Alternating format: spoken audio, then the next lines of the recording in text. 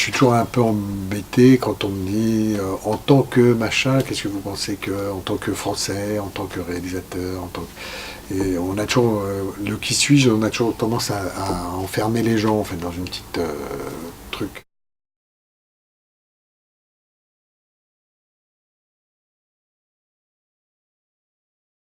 C'est un souvenir un peu terrifiant que j'ai, notamment du ventre de la baleine, mais je crois que tout m'a un peu terrifié, se transformer en âne et tout ça, les méchants qui tentent comme ça Pinocchio pour le détourner du droit chemin, enfin tout ça m'avait beaucoup terrifié. Et donc c'est pas un souvenir forcément très agréable, mais en tous les cas c'est un souvenir assez fort. Allez savoir, j'en sais rien du tout. C'est pareil, c'est un peu comme qui suis-je, c'est-à-dire que c'est plein de trucs. C'est un bâtiment qui accueille une grande salle dans laquelle des gens viennent pour regarder des films.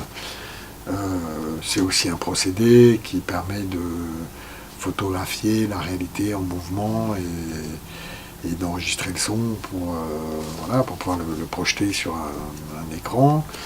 Euh, c'est plein de choses. Quand vous faites des films, c'est pas la même chose que quand vous allez voir des films.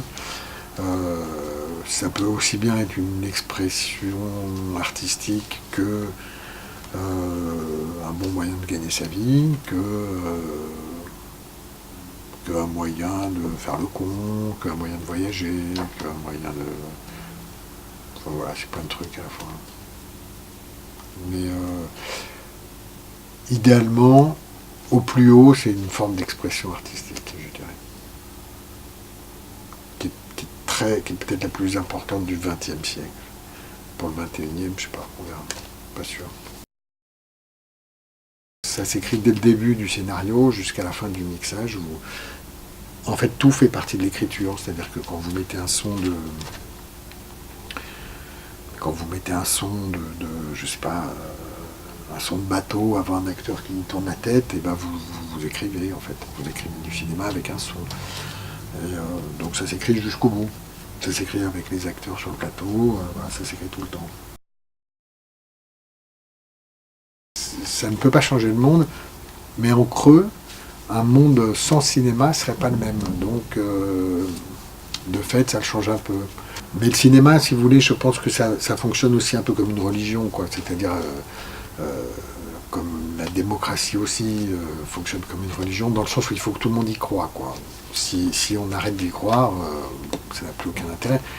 Parce qu'en vrai, tout le monde sait que ce qu'on va voir, c'est des acteurs payés pour dire un texte écrit par quelqu'un de payé, filmé par quelqu'un de payé, avec le son enregistré par quelqu'un de payé. Enfin, on sait que tout ça est très trivial, en vrai, ce qu'on voit. Personne ne croit que ce qui se passe arrive pour de vrai. Donc on sait très bien que c'est un gros mensonge organisé par des gens dont c'est le métier en plus de mentir régulièrement. Mais on y va quand même pour y croire, parce que ce mensonge-là nous raconte un truc qu'on ne connaît pas au départ d'ailleurs, mais dont on a envie de savoir ce que c'est.